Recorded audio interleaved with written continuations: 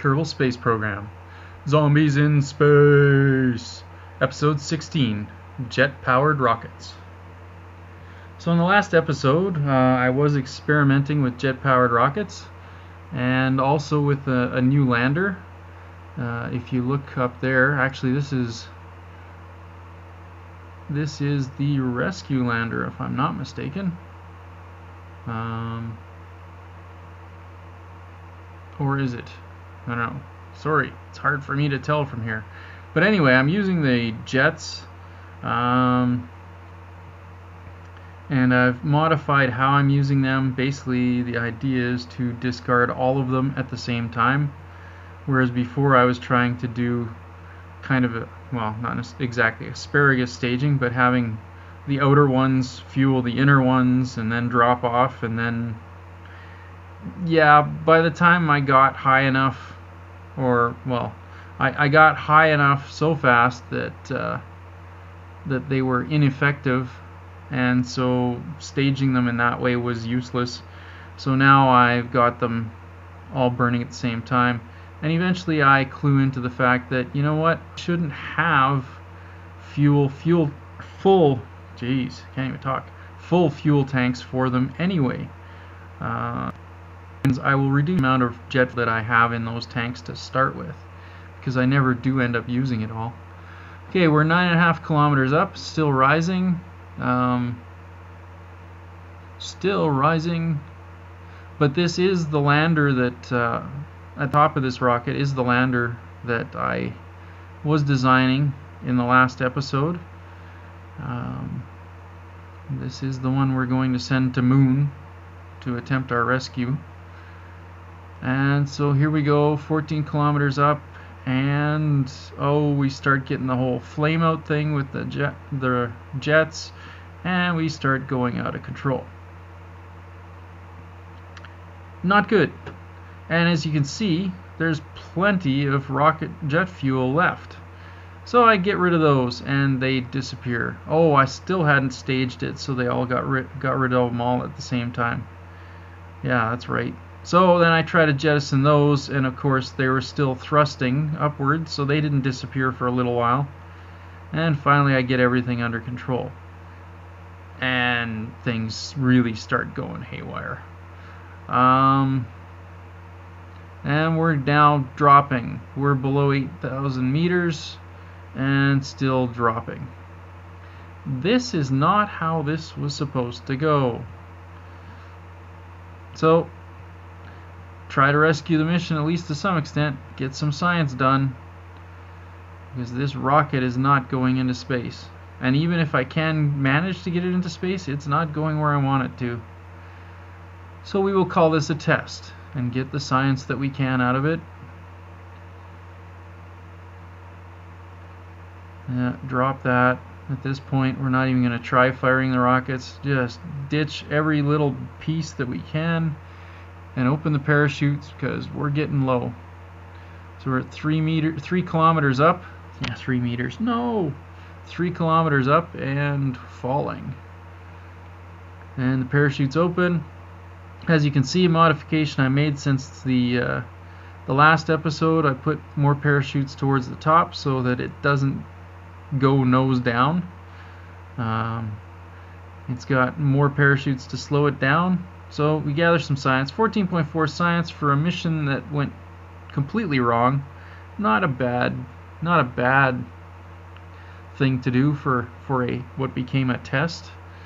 We can now get the heavy rocketry if we want, or advanced construction. Anything along that row I think we can afford. I'm pretty sure everything in there is at 90 points to buy. We can get advanced flight control. Oh, that gives us the nice remote unit. Can't afford that. Supersonic flight. Can't afford that either. I could buy some wheels. We could actually finally invent the wheel. Probably not. And so, yes, heavy rocketry it is. Heavier rocketry. Well, maybe one day we will get heavier rocketry. yeah. So I'm checking out the Kethane stuff because, well, like I said before, I haven't really used the Kethane. This is the first time I've used the Kethane mod at all, and so far all I've done is put up a satellite to try and detect it. And that's it. I haven't really used any of the other stuff. There is one part that apparently will turn Kerbals into fuel. That's an interesting concept. Anyway, so here we go. Trying to change the staging. So here's where I change the staging so that I get rid of all the jets at the same time, all the jet engines. Yeah, I've got to empty that pod, and I believe, if I was thinking at this point, oh yeah, change of mind. Let's go in there. Oh yeah, and add some small solid rockets in there to separate the stack so I don't have issues. It's like once they're dropped, I don't want them coming back. That's all I have to say for that.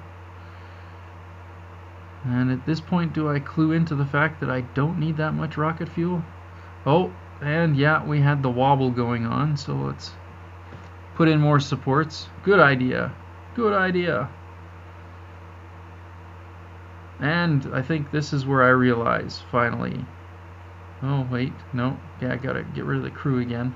Finally, I realize, hey, wait a minute. I don't need all that jet fuel. So I'm reducing all the tanks to 75 instead of 150. So I've only got half of the jet fuel that I could otherwise have. Not a bad plan. Of course, it turns out that's still more fuel than I need. Not a huge surprise there, I guess. But still experimenting. Alright. So again, once we get started, gotta fire up the jet engines and let them I don't know, heat up or build up their power before I can actually fire the rest of the rockets. And I really don't know what I'm waiting for here. What's the big hesitation? Oh well. Anyway, eventually I will do this.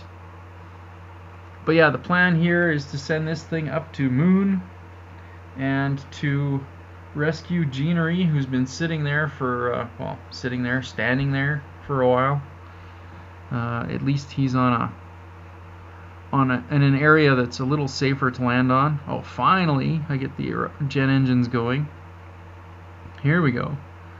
The power's going up. Thrust 70, 80, 90, 100, 120. Alright, 130, and alright, we'll start it off. Thrust is still increasing, but what the heck, let's get this thing going. Into the sky.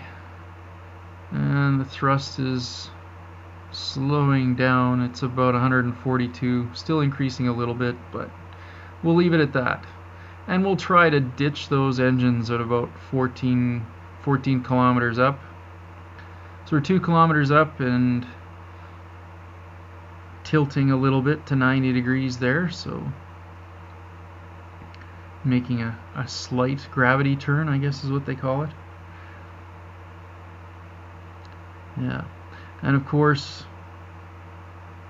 I don't know if that central, I think I've got that central engine still firing, central rocket engine firing, that's being fueled, currently being fueled by the rocket engines, or the fuel tanks on the outside that are just above those jet engines. So those tanks won't be completely full when the jet engines get jettisoned. There's this cool phrase. Anyway, so we're at 10 kilometers up. Start going more and more horizontal. We're going over 200 meters per second. And the thrust from the jet engines is dropping. 14 kilometers up. I really should, ditch those engines. I didn't turn things off first, but anyway, they went away nicely. 17 kilometers up. Rocket engines firing. And we're approaching twice the speed of sound. 22 kilometers up.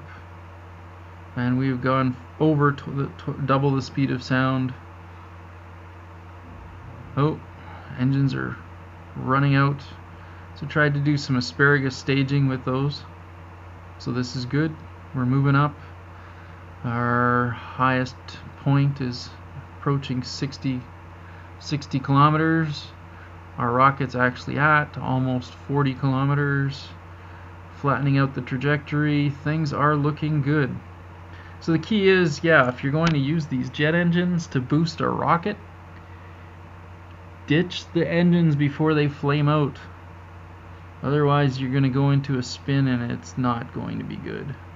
But the fact that the engines you don't have to supply oxidizer to them makes a huge difference, because that means essentially, well, I can't say for certain that the liquid fuel and the oxidizer have the same mass, but if you go on the assumption that they do, by not having to carry the oxidizer, essentially you're looking at half of the mass to begin with.